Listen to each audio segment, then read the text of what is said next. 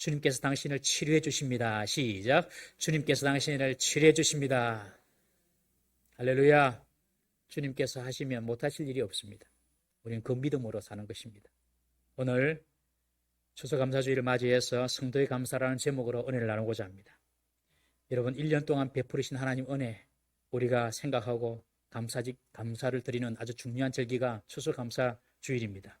절기를 지킨다는 것은 그날의 의미를 기억하고 생각한다는 그런 뜻이지요. 농부가 1년 농사를 추수하여서 수확을 주신 하나님께 감사를 드리듯이 우리가 1년 동안 어떻게 살아왔는지 뒤를 돌아보면서 하나님께 감사를 생각하고 감사를 올려드리는 이 중요한 절기가 추수감사절입니다. 추수감사절의 유래는 교회력으로 볼 때에 미국의 청교도들에게 있습니다. 미국의 청교도들. 원래 이제 유럽에서 종교개혁이 일어났는데 종교개혁이 일어났음에도 불구하고 완전히 교회가 말씀대로 돌아가지 않았습니다. 여전히 교회 안에는 천주교적인 그런 전통들이 남아 있었습니다. 그래서 이 유럽에 있는 일단의 그리스도인들이 우리는 정말 말씀대로 살고 싶다. 말씀대로 하나님께 예배드리고 싶다. 그래서 종교의 자유를 찾아서 신대륙 미국으로 건너갑니다. 이제 그들이 건너와서 한 11월 달에 왔는데요. 겨울을 지나가면서 한 또 반 이상이 죽습니다. 사람들이. 겨울을 지내면서. 죽고 겨우 살아남은 사람들이 1년 동안 감자 농사를 해가지고 거두들인 그 수확물을 가지고 아주 보잘것없고 미미하겠죠. 그것을 가지고 하나님 그래도 우리에게 이런 추수를 주셔서 감사합니다 하고 하나님께 감사 예배를 드렸던 것이 미국의 추수감사절의 유래고 시작이고 그것이 오늘날 한국교회뿐만 아니라 전 세계의 전통이 되었습니다. 교회력으로는 미국의 추수감사절에서 왔지만 그러나 이 추수감사의 정신은 성경에서부터 유래한 것입니다. 성경에 보면 구약 성경에 보면 아주 중요한 세 가지 절기가 있습니다. 이 세 가지 절기 때에는 이스라엘의 모든 남자들은 다 예루살렘으로 가서 반드시 예배와 제사를 드려야만 했습니다. 첫 번째 제사가 바로 잘 아신 대로 유월절이죠. 무교절이라고 하는 유월절. 이것은 이스라엘 백성들이 430년 동안 애굽에 종살이 하다가 출애굽한 것을 기념하고 감사하는 절기입니다. 유월절. 그리고 두 번째가 77절. 이 무교절부터 50일이 지난 그날을 77절 혹은 오순절이라고 합니다. 이때 77절 오순절 때는 무슨 일이 있었냐면 모세가 시내산에서 십계명을 받았고 신약에서는 성령님이 오시는 그런 절기였습니다. 세 번째가 장막절입니다. 이 장막절은 이스라엘 백성들이 광야 생활을 장막을 치면서 살았을 때의 광야 생활 가운데 지켜주신 하나님을 생각하고 감사하는 절기가 바로 장막절. 그리고 이 장막절을 수장절이라고도 하죠. 수장절은 이제 가나안 땅에 들어가서 이제 그 땅에서 농사를 지을 것인데 그 농사를 짓고 난 뒤에 얻은 그 수확물을 잘 보관한다. 그래서 수장한다. 그래서 수장절이라고도 하고 그리고 장막절에 그 장막을 풀로 엮어서 만든다. 그래서 초막절이라고도 합니다. 이것이 오늘날 추수감사절의 성경적 유래라고 보시면 되겠습니다. 그런데 이 중요한 세 절기, 이 세 절기가 다 구원과 관계되어 있는데 동시에 추수기와도 이렇게 맞물려 있습니다. 6월절, 무교절 때는 겨울 보리를 추수하는 시간이고요. 그리고 77절, 오순절, 그리고 맥추절은 그 땅의 밭에 첫 소산, 보리와 밀을 추수하는 시간이고요. 그리고 마지막 장막절, 수장절, 이것은 그 가나안 땅에서는 많은 그런 열매를 곡식을 거두는 그런 추수기와 이렇게 맞물려 있는 것입니다. 진정한 추수감사는 하나님께 처음 열매를 드렸던 이 초실절, 77절부터 시작하는 것입니다. 초실절, 77절은 밭의 열매인 보리와 밀을 수확했는데 그 보리의 첫 이삭으로 떡을 만들어서 하나님께 드리고 그리고 새 곡식에 가루에 누룩을 넣어서 구운 떡으로 하나님께 드렸습니다. 그러니까 이 추수감사가 그냥 마지막 날 다 추수해서 드린다는 이게 아니라 처음 추수를 시작할 때 그 첫 열매를 하나님께 드림으로부터 진정한 추수감사는 시작이 되는 것이죠. 첫 열매를 의미하는 것입니다. 첫 열매.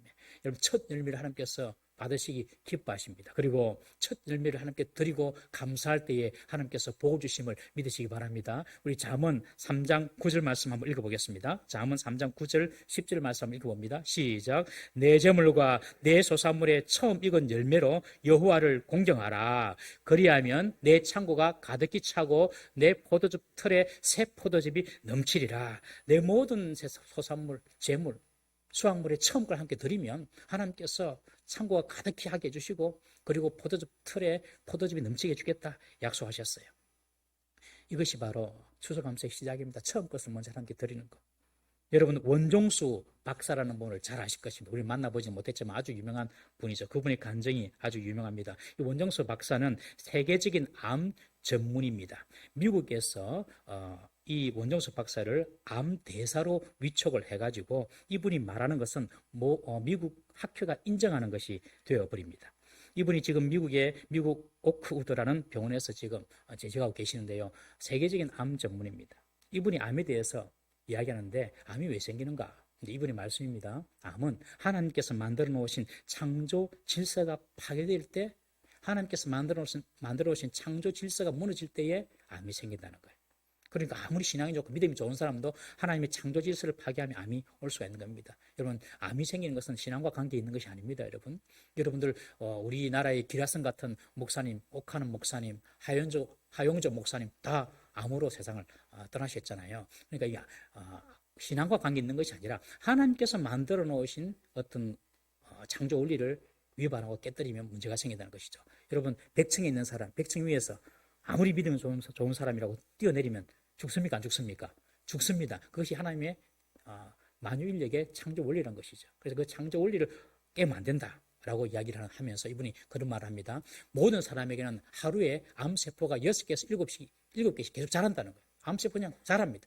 이 암세포가 매일매일 자란다. 뭐 공해 때문에 또 혹은 어떤 음식 때문에 이 암이 생긴다는 거예요. 매일매일. 오늘도 여러분들 매일매일 암이 우리 몸속에 6개, 7개 자란다는 거예요. 그런데 자라는데 경찰세포가 있답니다. 경찰세포가 막 돌아다니면서 그 암세포를 다 잡아먹는다는 거예요. 여러분들 하나님께 감사할 것이 없다라고 생각하시는 분들. 오늘도 내 몸속에서 암이 6개, 7개 막 자라는데 나도 안 시키는데 알아서 경찰세포가 돌아다니면서 막 잡아먹어서 암이 없는 줄 믿으시기 바랍니다. 감사하셔야 돼요. 그런데 이제 암이 어떻게 자라냐면 6, 7개가 있다가 한 100만 개가 되면 암덩어리가 돼가지고 그때부터는 이제 암이 된다고 합니다. 100만 개가 되면. 그런데 이 100만 개가 안 되면 된다는 거예요. 이분 말씀이. 그러면서 이 암이 아주 촉진하도록 활성화되도록 만드는 조건이 있다는 거예요. 그것이 뭐냐? 첫 번째 담배랍니다. 담배는 직접 흡인이든지 간접 흡인이든지 그것이 그것에 발암물질이 있는데 니코틴이 발암물질은 아닙니다. 다른 발암물질이 있는데 그 연기가 들어가게 되면은 암이 25배 성장합니다. 팍 성장합니다. 그리고 그 다음이 술입니다. 술은 한 5배 정도 이렇게 암을 성장한다는 거예요. 그러니까 술과 담배를 함께 하면은 곱하기 하면은 100배가 그냥 확 생기는 거예요. 하루에 6개, 7개 암이 자랐다가 있는데 술, 담배 하면은 100배로 그냥 팍팍 자란다는 거예요. 술, 담배 끊으시기 바랍니다. 아직까지 우리 어르신들이야마다 젊은이들 술, 담배 다 끊으시기 바랍니다. 젊은이들 동의하시면 아멘. 예, 감사합니다. 있네, 그지? 그래야지 설교할 맛도 나죠. 끊으세요. 하나님께서 더 좋은 거 주십니다, 여러분. 지는 졸랑 몰라도 함께 사는 사람은 힘들어요. 그러니까 다 끊으십시오. 그 다음에 이 암세포를 막 정식시키고 경찰세포를 죽이는 요인인데 그것이 뭐냐면 아주 중요합니다. 이것이 바로 스트레스랍니다. 스트레스. 이 스트레스가 어떻게 발현되냐면 불안, 염려, 근심, 초조 그런 거 나타나고 또 반대로 분노, 화. 이 분노, 화 잘 내고 불안하고 염려하고 근심하고 그러면 이 스트레스가 막 생겨가지고 암세포가 막 더 자란다는 거예요. 이분이 그렇게 암에 대해서 이야기를 하더라고요. 근데 이분이 이제 간증을 하는데 어떤 간증을 하냐면은 본인이 공부를 해서 서울대학교 의과대학에 입학을 했답니다. 대단하죠? 그것도 대단한데 졸업할 때는 수석으로 졸업을 했습니다. 수석을 졸업하고 서울대학교 병원에 인턴으로 들어갔습니다. 인턴에서 일을 하다가 첫 월급을 딱 받았습니다. 얼마나 감사했겠습니까? 자신을 위하여 지금까지 기도해준 어머니, 뒷바라해준 어머니, 내가 어머니를 위해서 불고기 사드려야 되겠다. 그래서 첫 월급을 딱 가지고 엄마한테 갔어. 엄마한테 어머니 내가 첫 월급 받았는데 우리 불고기 먹으러 갑시다. 그리고 어머니를 위해서 속옷을 내가 선물해 드리겠습니다. 그러니 어머니가 하는 말, 정수야, 우리가 하나님 믿을 바에, 기왕 믿을 바에 하나님 제대로 잘 믿자. 그러면서 지금 오늘 네가 이 인터넷에서 받은 월급이 네가 일해서 얻은 첫 월급이지. 예, 첫 월급입니다. 첫 월급, 첫 열매는 우리 것이 아니야. 하나님 것이다. 하나님께 바치자. 그리고 그 다음날 새벽에 가서 바쳐버리는 거예요. 어머니 11조만 합시다. 11조만 해도 됩니다. 아니다. 첫 열매는 하나님 거다. 새벽기도 가서 바쳐버리는 거예요. 어쩔 수 있습니까? 어머니 그러니. 그리고 2주가 지났습니다. 2주쯤 지나고 있는데 학장님께서 이 원종수 박사를 부릅니다. 그리고 봉투를 줍니다. 그러면서 하는 말이, 자네가 이번에 의사고시 전국대회에서 1등 했어. 의사고시 전국대회에서 1등 했으니 상금이 나왔다. 축하한다 하면서 주는 거예요. 보니까 하나님께 바쳤던 첫 월급에 2배가 들어있는 거예요. 너무 기뻐가지고, 와, 하나님께서 나에게 이렇게 복을 주시는가. 또 어머니께 찾았어. 어머니 이번에는 우리 가서 불고기도 먹고 그리고 또 옷도 좀 사드릴게요 하니까 어머니가 딱 하는 말, 종수야, 너 상금 타본 적이 있니? 처음이지. 그 처음이니까 하나님께 드리자. 아닙니다. 엄마, 요거는 우리 먹어도 됩니다. 아니다. 처음 거는 하나님께 드려야 된다. 그래가지고 엄마가 하는 말이, 니나 내나 시간 지나가면 시험 드니까 주일까지 기다리지 말고 내일 새벽에 바로 갖다 바치자. 그래서 갖다 바쳤다고 합니다. 원종수 권사님 강의, 박사님 강의가 유튜브에 막 돌고 있어요. 보시면 은혜가 될 겁니다. 저번에 간증을 통하여서 그분이 그렇게 이야기합니다. 나에게 주어진 축복은 어머니의 믿음과 헌신 때문이다. 그렇게 이야기해요. 그럼 자녀가 헌금하는 것은 혼자 못합니다. 부모가 가르쳐야지 할 수가 있는 것입니다. 그래서 이 원종수 박사님은 지금까지 내가 가난하게 살았지만 하나님께서 정말 나에게 복을 주셔서 세계적인 의사가 되게 하셨다. 그렇게 감사하는 것을 보았습니다. 여러분들 하나님께 첫 열매 드리고 하나님께 감사로 예물 드리면요, 하나님께서 반드시 최소한 100배 갚아주시면 믿으시기 바랍니다. 목사님은 참네, 그거 뭐 됩니까? 그거 예, 믿음대로 됩니다. 여러분들이 못 받으면 여러분 자녀가 100배 될 겁니다. 반드시 하나님은 신실하시게 역사하십니다. 감사로 하나님께 제사를 드리는 자 하나님께서 기뻐하십니다. 그런데 우리가 감사드리는 것이 이렇게 받은 것이 있어서 감사를 드린다면 세상 사람들이 하는 감사와 무슨 차이가 있겠습니까? 여러분, 세상 사람들도 자기가 받은 것이 있어서 하나님께 감사해요. 여러분들 우리가 추석 때 보면 조상님께 감사하지 않습니까? 아이고 조상님 감사합니다. 감사해요. 그리고 세계 모든 종족들이나 그리고 인종들이 자기 조상이나 자연에게 또 어떤 신적인 대상에게 여러분 감사합니다. 여러분. 그렇다면 하나님을 믿는 우리와 여호와 하나님에 대한 신앙이 없는 세상 사람들과 우리의 감사가 같아야 하는가, 우리 한번 살펴보고 돌아보고 짚어봐야 됩니다.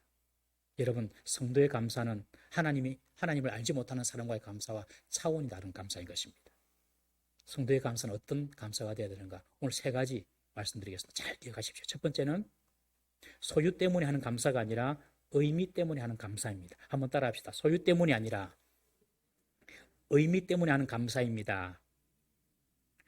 여러분, 보통 세상 사람들은 소유할 때 감사하겠다고 생각합니다. 오늘 성경 본문에 한 사람이 예수님을 찾아와서 형과의 상속 문제에 대해서 판결해 줄 것을 요구합니다. 아마 아버지가 돌아가셨는데 상속을 남겼는데 아마 형이 다 가져갔나 봐요. 그러니까 이 동생이, 예수님 좀 판결 좀 해주십시오. 그 당시 예수님이 유명했죠. 그러니 예수님의 유명세와 예수님의 권위를 이용하여서 여론을 조성하고 형을 압박해서 자기 몫을 찾으려는 그런 계획이었습니다.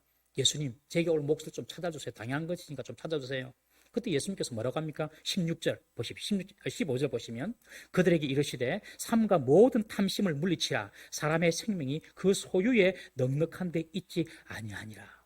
사람의 생명이 그 소유에 넉넉한 데 있지 아니하니라. 여러분, 우리는 소유의 넉넉함을 위하여 살아가고 있습니다. 더 크고 좋은 집, 더 크고 멋진 자동차, 더 큰 사업의 성공, 더 높은 자리와 명예, 이런 것을 소유할 수 있을 때에 내가 감사할 수 있다고 생각을 합니다. 그러나 성도의 감사는 소유보다 의미에 있음을 알아야 합니다.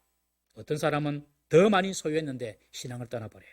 세상으로 나가버립니다. 그런 소유는 진정한 복이 아닙니다. 집도 좋아요, 고기도 많아요, 집에. 그래서 날마다 고기 먹어요. 그러면서도 가족과는 미워하고 찌지고 뽑고 싸우고 다투고 싸움이 난무하다면 그런 집은 진짜 복받은 집이 아니라고 생각을 합니다. 집에 아이가 셋이 있는데 좀 다 어리잖아요. 어느 하루 아내가 빨랫감을 마루에 풀어놨는데 저는 깜짝 놀랐어요. 빨래가 산더미야, 산더미. 애기가, 이 막내는 하루에 3번씩 옷을 갈아입거든. 그냥 빨래가 산더미라. 집이 좀 정리 좀 되면 좋겠는데 저는 정리가 안 돼 있으면 막 이렇게 불안해지거든요. 저는 성격이 별로 안 좋아서. 뭐 빨래가 쌓여 있고 그리고 또 장난감이 막 너부러져 있고 치우면 또 갖고 아무 때나 놀고 또 치우면 그러더라고요. 그래서 확 기분이 안 좋았어요. 그런데 그 순간 의미를 생각해 보았습니다. 하나님 감사합니다. 저 아이들이 건강하니까 저렇게 돌아다니면서 옷도 버리고 장난감도 널브러지게 다니지. 아파서 누워있으면 집은 깨끗하려는 몰라도 더 큰 슬픔을 지고 살았을 것이다. 그러니까 건강하게 의지고 다니는 거 할렐루야. 감사하다. 감사합니다, 하나님. 의미가 중요한 것입니다. 바쁘게 길을 가는데 차가 너무 막히는 거예요. 왜 차가 막히노? 보니 저 앞에 차 2대가 탁 접촉해서 사고가 났는데 크게 사고 난 것도 아니라. 그런데 운전자들이 내려가지고 막 서로 막 싸우고 있는 거예요. 그러니까 사람들이 짜증이 나가지고 지나가면서 창문을 내리고 한마디 하는 거예요. 아니 그러면 좀 밖에 나가서 좀 이렇게 하지 뭐 지금 완전 알쓰잖아요, 그죠 여러분들, 그죠? 막 하면서 한마디에서 내려가는 거예요. 같이 지나가는 거예요. 저도 창문 내리고 한마디 하려 했는데 저는 힘도 없고 몸도 잡고 이러니까 말을 못하고 그냥 쳐다만 보고 지나갔어요. 지나가면서 내 속에 든 생각이 처음에는 짜증났지만은 하나님, 내가 좀 막혀가 뒤에서 좀 늦게 가는 것 이거 감사합니다. 저 사람처럼 접촉사고 나가지고 길거리 서가지고 싸우고 저런 모습 안 보이고 그러면 그날 일지는 다 이렇게 시간이 다 허비해버리잖아요. 내가 저 사람이 안 되어서 감사합니다. 그런 감사가 되더라고요. 여러분, 성도는요, 있고 없고 잘 되고 안 되고가 아니라 그 의미를 통해서 감사의 제목을 발견하는 사람이 성도인 줄 믿으시기 바랍니다. 소유에서 감사가 나온다면 손실을 입고는 감사가 되지 않겠지요. 여러분, 그래서 세상 사람들은 없을 때, 잃을 때 감사하지 못합니다. 돈이 없는데 뭘 감사하겠습니까? 지금 죽음의 위기가 있는데 내가 뭘 더 감사하겠습니까? 여러분, 그럽니다. 그러나 성도는 되든 안 되든 잃든 얻든 그 의미를 알기에 감사할 수 있습니다. 우리 야고보서 2장 5절 말씀 한번 읽어보겠습니다. 야고보서 2장 5절 시작. 내 사랑하는 형제들아 들을지어다. 하나님이 세상에서 가난한 자를 택하사 믿음에 부요하게 하시고 또 자기를 사랑하는 자들에게 약속하신 나라를 상속으로 받게 하지 아니하셨느냐. 여기 보시면 여러분들 하나님께서 가난한 자에게 믿음을 주신다. 이 가난한 자에게 믿음을 준다는 말은 무슨 말이냐면 결핍된 자에게 믿음을 준다. 결핍된 자예요. 여러분 결핍이 없어요. 한번 생각해 보십시오. 여러분들에게 결핍이 없다고 생각해 보십시오. 몸도 건강하고 내가 교회 가고 생각한 대로 모든 일은 다 잘 되고 형통하고 내가 그냥 생각만 하면 다 돼. 그냥 그대로 실패가 없어. 결핍이 없어. 부족함이 없어. 그러면 하나님을 찾을까요? 거의 안 찾습니다. 여러분. 하나님 앞에 모든 것이 완벽하면요 하나님을 찾지 않아요. 기도도 하지 않아요. 그것이 죄악된 인간의 본성인 것입니다. 그래서 하나님은 결핍을 시켜주시고 그에게 믿음을 주시는 것입니다. 오늘 보면 가난한 자를 택하여 내가 믿음을 준다. 이 말은 내가 믿음을 주기 위하여 그 사람에게 결핍을 가져다 준다. 그런 뜻입니다. 우리가 지금 매일마다 다니엘 기도를 우리가 드리고 있지 않습니까? 간증자들이 나와서 간증하는데 정말 사연이 참 기가 막힌 사연이 많아요. 그 중에 탤런트 오윤아 씨 간증을 들었습니다. 탤런트 오윤아 씨 어머님이 아주 믿음이 좋은 분이셨어요. 그런데 믿음으로 신앙생활 하다가 교회에서 어떤 사람에게 의해 상처를 받았습니다. 물질적인 문제, 돈을 이렇게 떼먹고 도망간 거예요, 교인이. 돈을 떼먹지 맙시다. 돈을 떼먹고 도망가가지고 이 상처를 받아 그때부터 교회를 안 나간 거예요. 엄마가 그렇게 열심히 살았는데 교회 안 가고 그냥 교회에서 떠나고 신앙을 다 접어놓고 세상에서 직장 다니면서 그렇게 어렵게 삽니다. 그런데 이사를 가야 되는데 전셋집에 이사를 가야 되는데 돈이 없는 거예요. 그에게 있는 돈은 총 250만 원밖에 없는 거예요. 그런데 엄마가 그 전셋집이 너무 좋아가지고 그 집에 가고 싶어가지고 뭐 했냐? 그 집에 들어가가지고 무릎을 꿇고 하나님께 이렇게 기도를 드렸다고 합니다. 하나님, 내가 지금까지 하나님 안 믿고 하나님 떠난 거 죄송합니다. 이 전셋집을 내게 주시면 내가 그때부터 다시 정신 차리고 하나님을 섬기겠습니다. 무릎을 꿇고 기도를 하는데 코에서 코피가 났답니다. 얼마나 피곤한 가운데서 예배를 드렸든지 기도를 드렸든지 엄마가 그렇게 코피를 흘리면서 하나님 이 전셋집을 주시면 다시 교회로 돌아가겠습니다. 신앙생활 하겠습니다. 그랬대요. 하나님께서 기적같이 그 전셋집을 주셨어요. 그리고 약속대로 어머니는 다시 신앙생활 하게 되었다고 그분이 간증을 했습니다. 여러분, 우리에게 결핍이 있고 우리의 부족이 있는 것, 하나님께서 우리에게 믿음을 주시려는 하나님의 계획인 줄 믿으시길 바랍니다. 자녀가 있으면 감사하죠, 여러분. 그러나 있던 자녀를 하나님께서 데려가시면 감사가 있을까요? 감사 사라지죠. 자녀를 잃는 고통, 이 고통은요, 하나님 아버지의 고통입니다. 독생자 예수 그리스도 아들을 주신 그 고통이기 때문에 자녀를 잃는 고통은 하나님 아버지의 고통입니다. 부모에게는 최고의 고통이라고 볼 수 있습니다. 자녀를 잃은 슬픔을 가진 부모를 우리는요, 끝까지 위로해 드려야 됩니다. 왜냐하면 이 고통은 사라지는 고통이 아니기 때문에 그렇습니다. 그럴 때에는 감사하기가 정말 힘듭니다. 그럼에도 불구하고 성도는 그런 고통 속에서도 의미를 발견할 수 있기 때문에 감사할 수가 있습니다.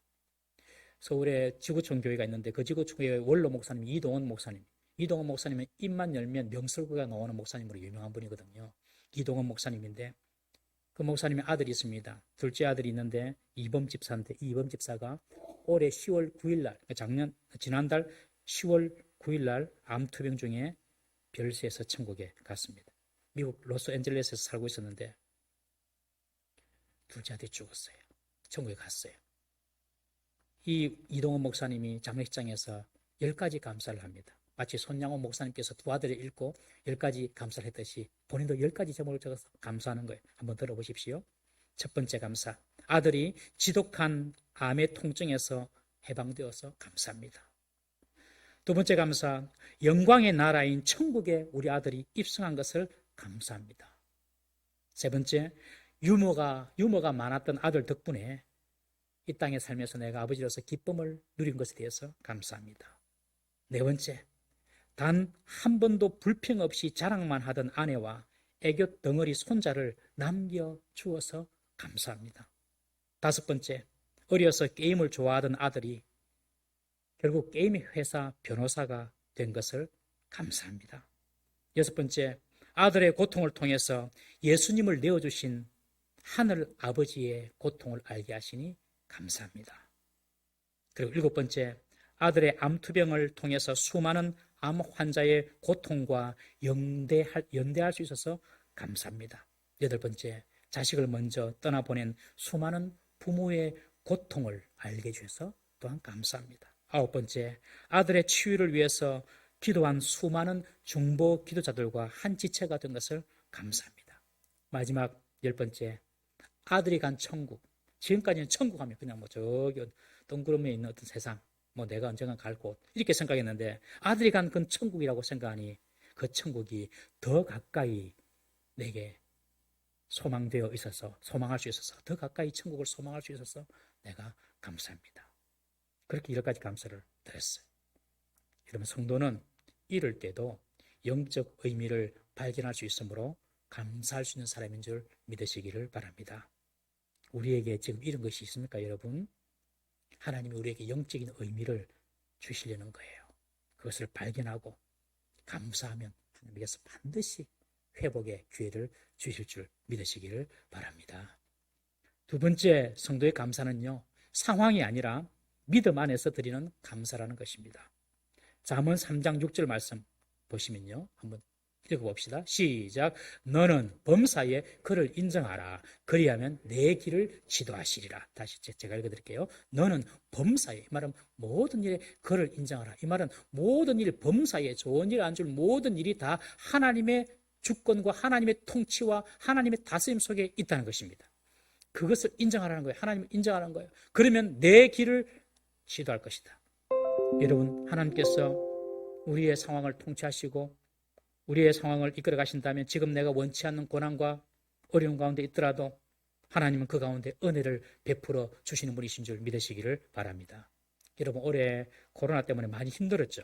많이 힘들었을 거예요. 경제적으로 힘들고 마음으로 힘들고 어떤 사람은 우울증 환자가 많이 생겼다 하더라고요. 코로나 블루 그래가지고 힘든 시간을 보냈어요. 그래서 원망도 들고 좀 짜증도 들고 그럴 때가 있지 않습니까, 여러분? 그런데 좀 더 진지하게 좀 냉정하게 생각해 보십시다. 코로나 오기 전 작년까지 여러분들은 감사의 사람이었습니까? 기쁨의 사람이었습니까? 코로나 왔기 때문에 원망과 불평의 사람이 된 것입니까? 곰곰이 생각해보니까 그것이 아니더라고요.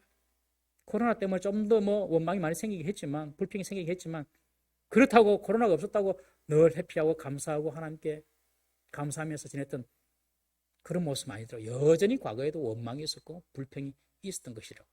여러분, 사실 불평과 감사하는 환경이나 조건이 있는 것이 아닙니다. 그것을 어떻게 받아들이고 그리고 어떻게 믿음으로 반응하느냐, 믿음의 자세에 달려 있는 것입니다. 상황이 아니라 믿음을 가지고 볼 때 감사가 일어날 수가 있는 것입니다. 우리 다니엘 6장 10절 말씀 한번 읽어보겠습니다. 다니엘 6장 10절 시작. 다니엘이 이 조서에 왕의 도장이 찍힌 것을 알고도 자기 집에 돌아가서는 윗방에 올라가 예루살렘으로 향한 창문을 열고 전에 하던 대로 하루 3번씩 무릎을 꿇고 기도하며 그의 하나님께 감사하였더라. 여러분, 이 상황 어떤 상황인지 우리 다니엘서를 통하여 우리 살펴보았죠. 30일 동안 왕이 아닌 다른 사람이나 다른 신에게 기도하면 사자굴 속에 내가 넣어버리겠다. 왕의 명령이 떨어진 상태였어요. 그런데 다니엘은 그런 왕의 도장이 찍힌 그런 명령이 있는 줄 알고도 전에 하던 대로 다락방에 올라가서 다 보라고 창문 열어놓고 하나님께 기도하는데, 문제는 하나님께 감사하였더라. 하나님께 간구하였더라. 하나님 살려주세요. 이 위기를 지나가게 해주세요. 그러면 좀 이해가 되겠어요? 그런데 하나님께 감사했더라. 여러분, 이 상황이 지금 감사가 나올 수 있는 상황입니까, 여러분? 그런데 다니엘은 하나님께 감사했더라. 여러분, 순종할 수 없을 때 순종하는 것이 진짜 순종이고요. 감사할 수 없을 때 하는 감사가 진짜 감사입니다. 순종하기 어려울 때 딱 순종하는 것, 진짜 순종. 감사할 수 없는 상황에서 하나님 감사합니다. 진짜 감사. 다니엘의 감사는요, 하나님께서 이 사건을 통하여 어떤 역사를 이루고 계신다, 어떤 역사를 지금 꾸미고 계신다, 이 사실을 알았던 거예요. 하나님이 하실 일에 대해서 기대하면서 미래를 보고 미리 감사한 것입니다, 여러분.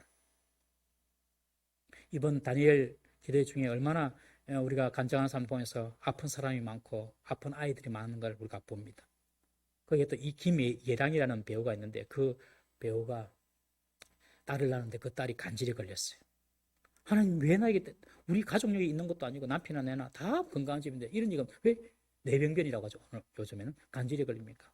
딱 기도하니까 하나님 하신 말씀이 범사에 감사하라. 범사에 감사하라. 그 말씀을 딱 주시다는 거예요. 그래서 그 힘든 그 과정들을 막 지나가면서 범사에 감사하면서 살았더니 하나님께서 기적을 베풀어 주셨습니다. 그러더라고요. 그러면서 감사할 수 없을 때 감사하면, 감사할 수 없을 때 감사하면 기적이 이루어진다. 그분이 내린 명언입니다. 한번 따라해 보실까요? 감사할 수 없을 때에 감사하면 기적이 이루어집니다. 믿음으로 그렇게 한번 해보십시다. 여러분, 세상 사람들의 감사는요, 전부 다 과거에 대한 감사입니다.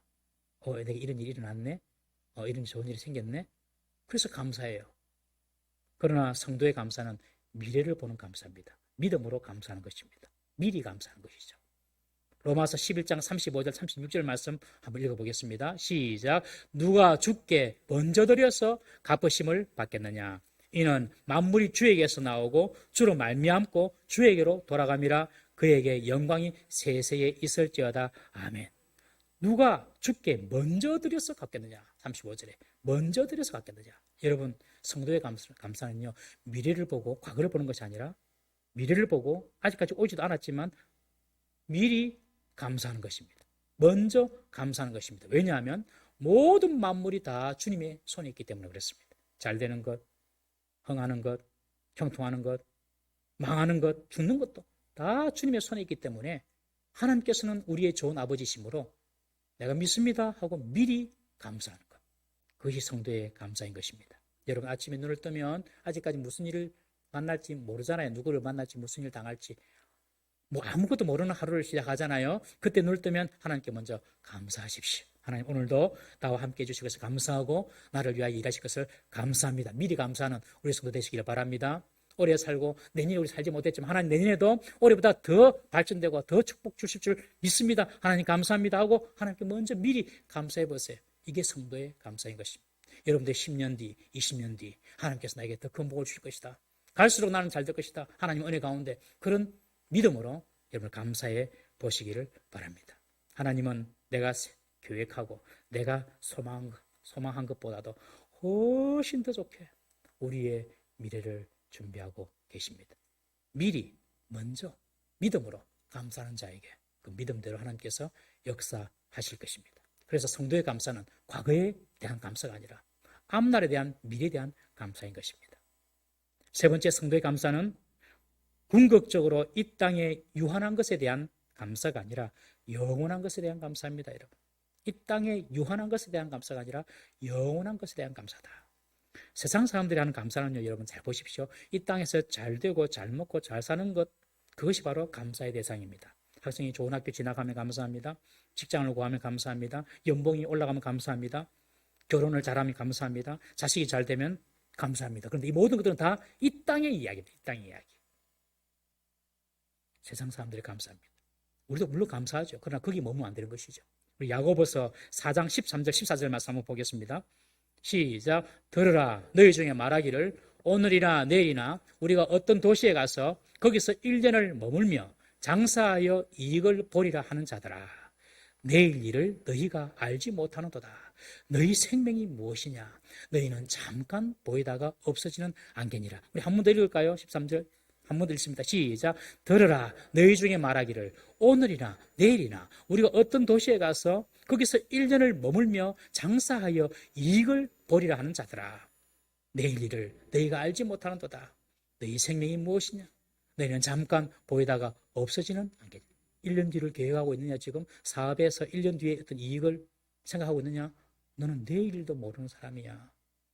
내일도 모르는 인생이 우리 인생이야. 마치 안개처럼 잠시 아침에 보이다가 햇빛이 나면 없어져 버리는 안개처럼 인생이 그렇다는 것입니다. 여러분, 이 세상에 있는 모든 일의 활동의 목적은 한 가지입니다.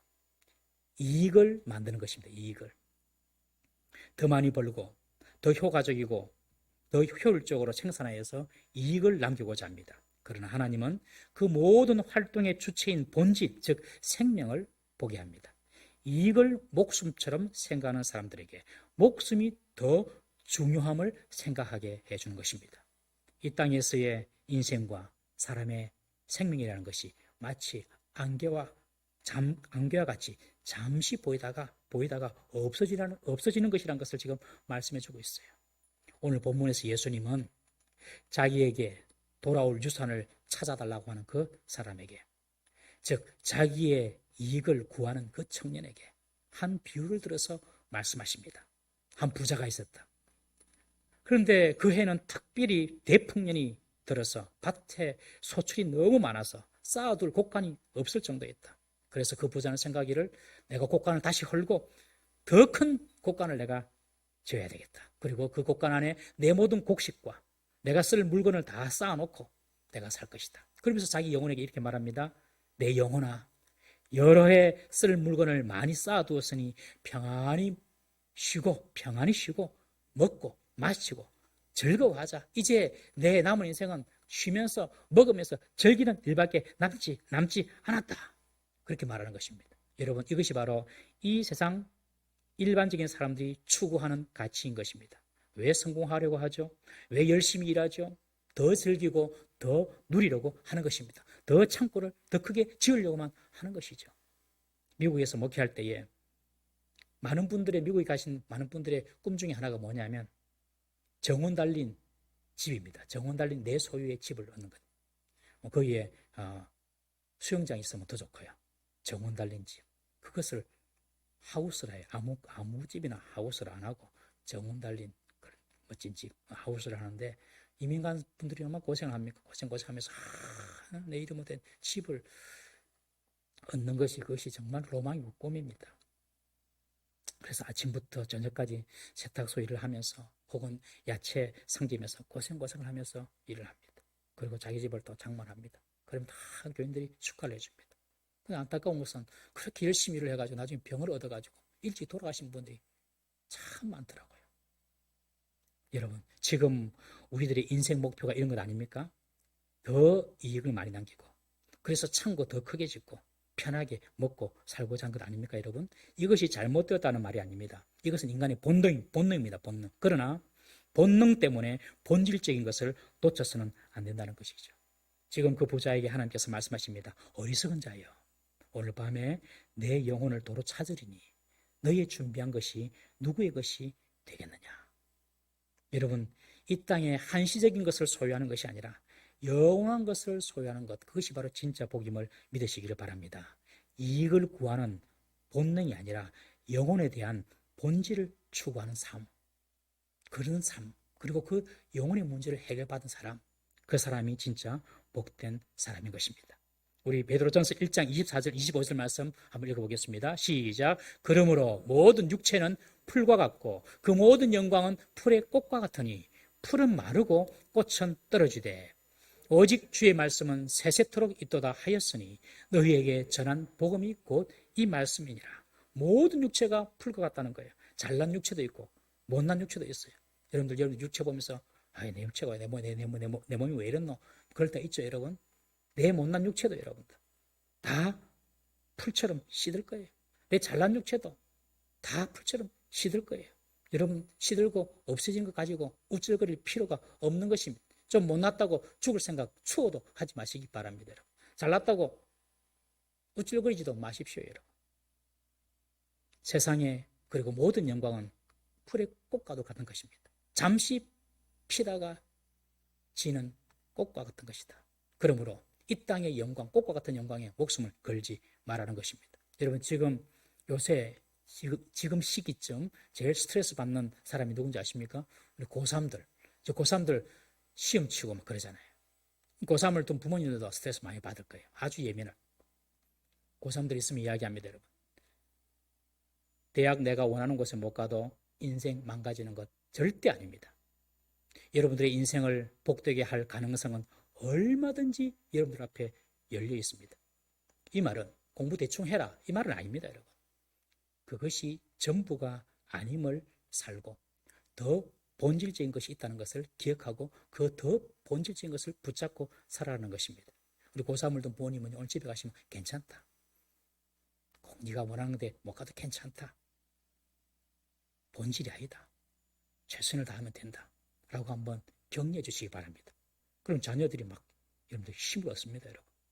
여러분 진짜 복은 시들고 사그라지고 없어질 유한한 것을 소유하는 것이 아니라 영원한 구원과 영생을 소유하는 것이 진짜 복임을 믿으시기를 바랍니다. 그래서 우리가 감사할 수 있는 거예요. 10명의 문둥병자가 있었습니다. 예수님이 지나갑니다. 그러니까 문둥병자들이, 나병 환자들이 예수여 우리를 불쌍히 해주세요. 우리 좀 낫게 해주세요. 예수님께서 그들을 보시고 불쌍히 계셔서 제사장들에게 가라. 제사장에 가서 네 몸을 보이라. 그들이 가다가 몸을 놔버려요. 9명은 너무 흥분했는지 그냥 어디로 가는지 모르겠어요. 한 사람, 이 사람은 예수님께 와서 예수님 감사합니다. 그 사람이 사마리아 사람이었어요. 유대인들은 다 개취급하는 그런 사람. 하나님 예수님께 와서 예수님 감사합니다. 그때 예수님께서 하신 말씀입니다. 누가복음 17장 17절 말씀.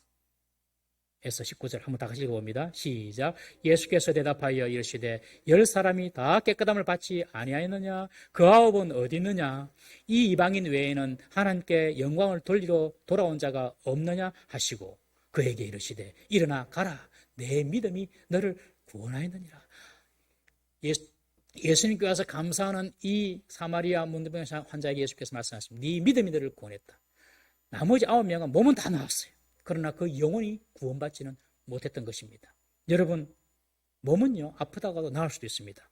그러나 아프다가 나으면 몸도 결국은 죽습니다. 10년 뒤에 죽을 수도 있고 30년 뒤에 죽을 수도 있고 결국은 죽고 없어질 것이에요. 그러나 이 사람은요 영혼의 구원을 받은 것입니다. 여러분, 진짜 기적은 몸이 나은 것이 아니라 영혼의 구원을 받는 것이 진짜 기적인 줄 믿으시기를 바랍니다. 성도의 감사는요 세상의 유한한 것에 머무는 것이 아니라 영원한 생명, 구원에 대한 감사임을 기억하시기를 바랍니다. 이 땅에 100년 사는 이 땅을 위하여서 사는 것이 아니라 영원한 생명인 영생을 위하여 사는 저와 여러분들 되시기를 주의 이름으로 부탁을 드립니다. 어제 토요일 점심 때 우리 교육자들하고 우리 성도 하는 식당에 가서 밥을 먹습니다. 밥을 막 먹고 있는데 어떤 일단의 무리가 와서 식사를 막 하더라고요. 식사를 하면서 우리 성도를 불러요.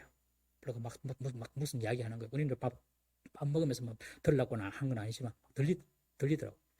무슨 이야기, 이런 이야기 하죠. 일단 한 네 명 정도 막 이야기하면서 이런 말 하는 거예요. 우리가 어떤 식당에 갔는데 우리가 공사 일하다가 옷이 남루한 상태로 밥 먹으러 왔다고 막 우리를 좀 싫어하고 막 우리를 막 꺼려 하더라. 그래서 우리 다시는 그 식당에 안 간다. 안 가고 이 식당에 왔다. 그러면서 하는 말이 우리가 지금 앞으로 공사를 하는데 한 몇십 명이 앞으로 식사를 계속 할 거다. 그래서 식사를 이렇게 여기에 이 식당을 정해서 하려고 한다. 그러는 거예요. 그래서 막 이제 우리 성도님하고 막 이야기하는 거예요. 이야기하면서 다 마무리하고 가면서 그 사람들 이렇게 이야기해요. 일요일 날에는 안 합니까? 그래요. 그러니까 이분이 예, 일요일 날은 안 합니다. 그래요. 다른 한 분이 다른 말이 일요일 날 왜 안 합니까? 하니까 우리 성도님이 하시는 말씀이 일요일에는 하나님 보러 가야지요. 하나님 보러 가야지요. 저는 그 말씀이 밥을 먹으면서 정말 제게 감사와 감동이 되었습니다. 사랑하는 성도 여러분, 이 세상의 것을 위하여 사는 것이 아니라 영원한 것을 위하여 살고 영생을 우리에게 주셨고 구원을 주신 것에 대해서 늘 감사하는 우리 성도 되시기를 주의 이름으로 축원합니다. 성도는 사건보다 그 의미를 알기에 감사할 수 있습니다. 성도는 과거에 지나왔던 그 일, 그 조건이나 그 환경 보고 감사하는 것이 아니라 앞으로 미래를 보고 믿음으로 감사할 수 있는 자인 것입니다.